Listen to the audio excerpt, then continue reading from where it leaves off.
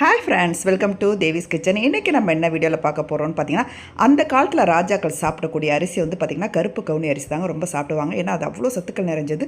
Weight loss பண்ணுறவங்க வந்து அடிக்கடி எடுத்துக்கிட்டால் கண்டிப்பாக வெயிட் லாஸ் சீக்கிரமே ஆகிடுங்க. அந்த அரிசியை வச்சு தான் இப்போ நம்ம வந்து ஒரு அடை தான் செய்ய போகிறோம், ஒரு ஹெல்த்தியான அடை.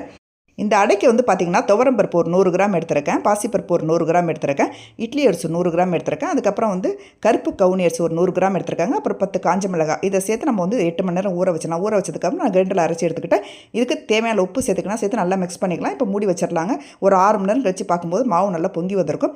இதுக்கு தாளிக்கிறதுக்கு வந்து 2 ஸ்பூன் எண்ணெய் சேர்த்துருக்கேன், அதுக்கப்புறம் 1 ஸ்பூன் கடுகு, உளுத்தம்பருப்பு, கடலைப்பருப்பு, சீரகம், அதுக்கப்புறம் கருவேப்பிலை, அதுக்கப்புறம் ஒரு பெரிய வெங்காயத்தை நல்லா பொடி பொடியாக கட் பண்ணியிருக்கேங்க, அதை சேர்த்துருக்கேன். அதுக்கப்புறம் இஞ்சி தூட்டு சேர்த்துருக்கேன், சேர்த்து நல்லா வதக்கிக்கலாம்.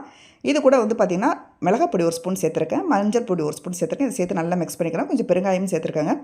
நல்லா மிக்ஸ் பண்ணதுக்கப்புறம் மாவோடு இதை கலந்துக்கலாங்க. இதை வந்து மாவோட நம்ம நல்லா மிக்ஸ் பண்ணதுக்கப்புறம் வந்து பார்த்திங்கன்னா இது டேஸ்ட் ரொம்ப சூப்பராக இருக்கும். ஏன்னா வதக்கி நம்ம சேர்க்குறதுனால இது வந்து டேஸ்ட் ரொம்ப அருமையாகவே இருக்கும். நம்ம வந்து தோசையாகவும் ஊற்றிக்கலாம், அது அடையாகவும் ஊற்றிக்கலாம். இப்போ நான் வந்து அடையாக தாங்க ஊற்ற போகிறோம். இதை நல்லா மிக்ஸ் பண்ணிக்கலாம். இப்போ தோசைக்கல்லை வச்சு கொஞ்சம் எண்ணெய் நிறையா ஊற்றி அதுக்கப்புறம் வந்து அடையாக நான் எடுத்துக்கிட்டேன். கொஞ்சம் மொத்தமாகவே இருக்கட்டுங்க, அப்போ தான் டேஸ்ட்டு சூப்பராக இருக்கும். இது வந்து பார்த்திங்கன்னா ஒரு அட்லீஸ்ட் ஒரு 7 நிமிஷமாவது வேகணுங்க. நல்லா வெந்தால் தான் நல்லாயிருக்கும், இல்லைனா குழகுழப்பாக இருக்கும்.